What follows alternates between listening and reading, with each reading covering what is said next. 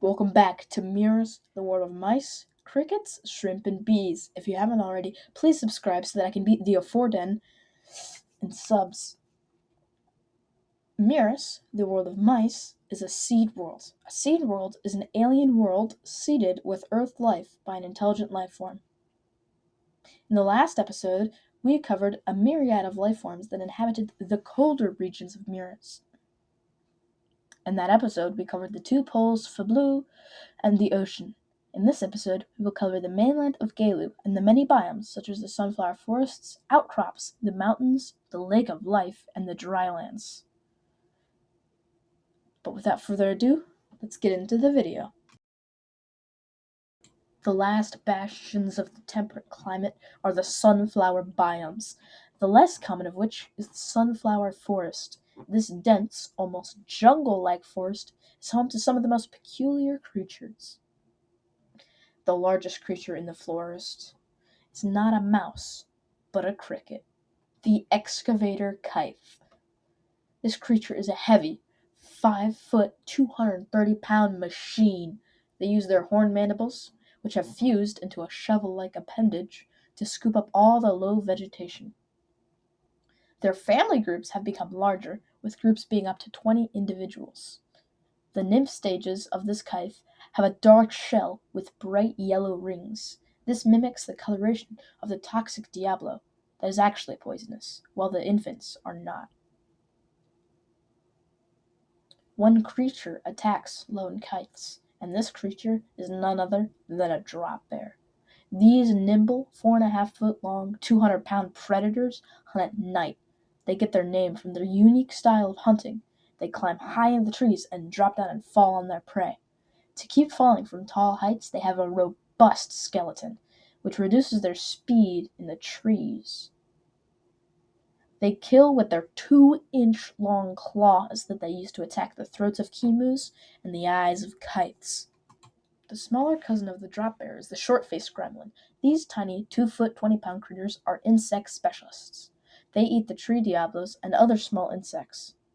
They are the fastest climbing creatures in the forest, rivaling emus, being able to reach speeds of up to 30 miles an hour. The smallest of the diablos is the tree diablo, reaching staggering lengths of 6 inches and a weight of half a pound. These diablos use their lower 2 mandibles to cut into the wood of sunflower trees, getting to the sap. This sap is highly nutritious and makes up 100% of their diet. The toxic diablo is a much larger cousin of the tree diablo. They are 1.5 feet long and about 10 pounds. They are scavengers, and due to their diet of rotting corpses, they consume many toxic chemicals. The diablo uses these chemicals as a weapon and sprays harmful chemicals from its abdomen in a similar way to bombardier beetles. Here, a curious young gremlin sees a toxic diablo feeding on a corpse. It recognizes it as a tree diablo, his favorite snack. The young gremlin grabs the odd-colored diablo and tries to put it in its mouth. The toxic diablo sprays its toxic chemicals into the gremlin's eyes, blinding it. The young gremlin is disoriented and scared.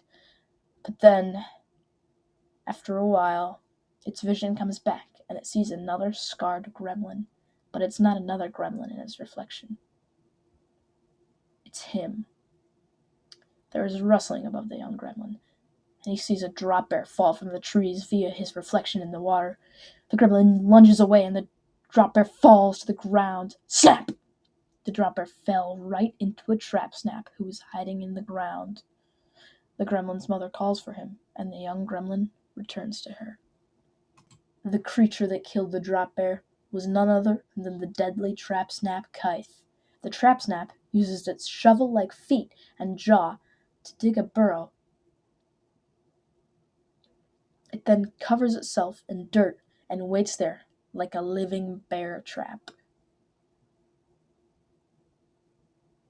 On the edge of the forest, by the sea-sized lake of life, there lies a gremlin that lives in both forest and the lake. The water gremlin is a semi-aquatic creature that feeds off of small shrimp and the occasional fish. They are about 4 feet long and 100 pounds. Their hands and feet have become large and webbed to swim. When swimming, they put their ears above water, and when they need to dive, they tuck their ears to the backs of their necks. The favorite snack of the water gremlins, the mantis shrimp, is a very close relative of the night shrish. These 2-pound shrimp have evolved mantis-like forelimbs to manipulate algae. The schooling shrish have evolved to live in freshwater environments. They are a pinkish brown in color, allowing them to blend into the murky lake. They have heavily converged with many kinds of fish. They are only 2 feet long and 12 pounds. When the magars of the ocean were outcompeted by the Shumers, they fled to find new niches in the lake of life. The most basal of this lineage is the lake magar. This 7-foot, 200-pound otter croc hybrid feeds off the abundant shrish. It is very murky in the lake, and thus the lake magar has evolved longer whiskers to detect movement and catch its prey.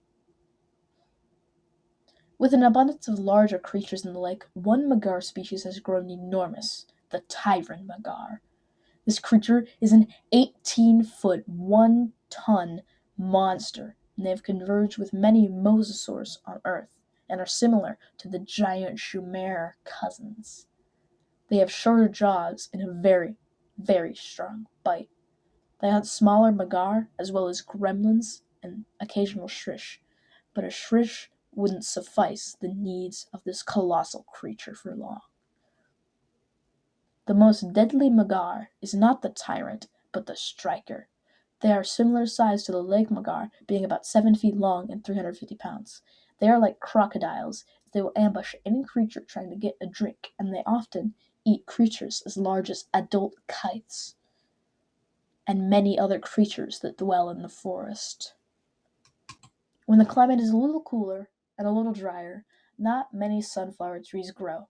Essentially a less dense forest, the sunflower outcrops are home to many different creatures from their forest kin. In the outcrops, an imposing creature roams, the saber gremlin. This 450-pound, 6-foot monster has 3-inch saber teeth that it uses to stab its prey.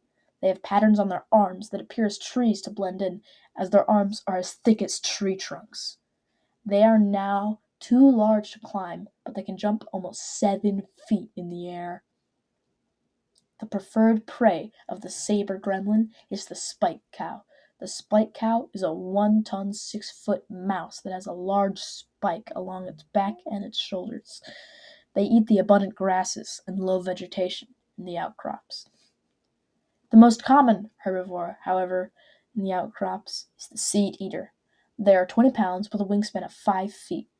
They are the descendants of the seed Valaris, and they're almost the same creature, differing very, very minimal traits. The main scavenger of the outcrops is the large scarabæ. These 5-foot-long, 250-pound monsters are the largest bee in all of Muris.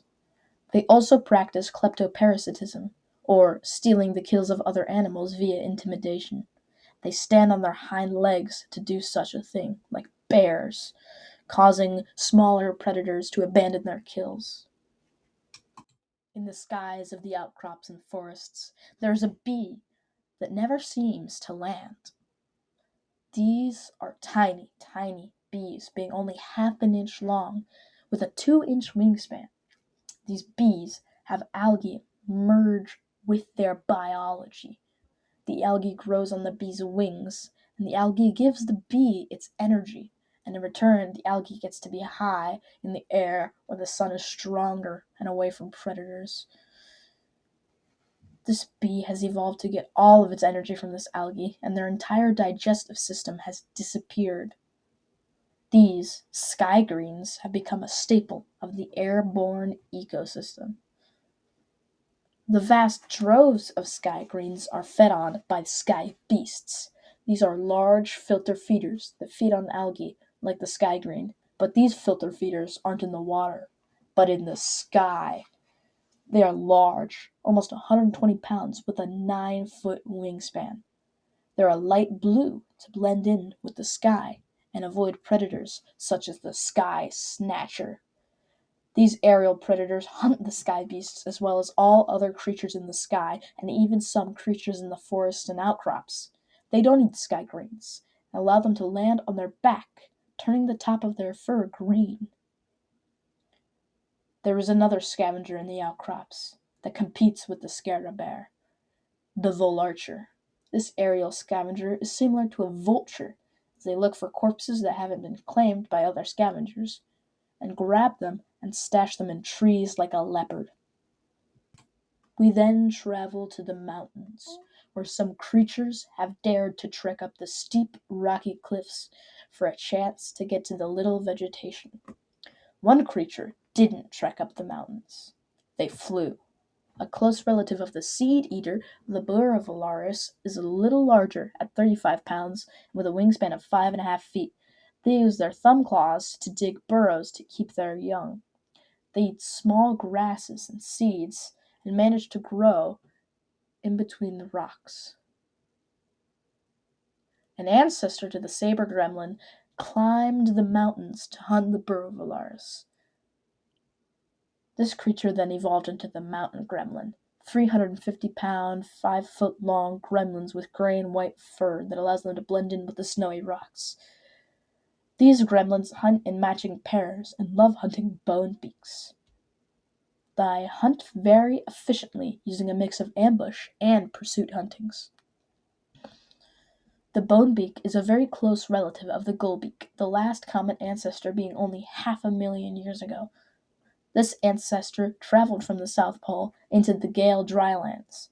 They then found themselves a solid niche, being the main scavenger of the mountains. Their thick beaks are perfect for crushing bone, and their mandibles are used for ripping the little flesh that's left behind.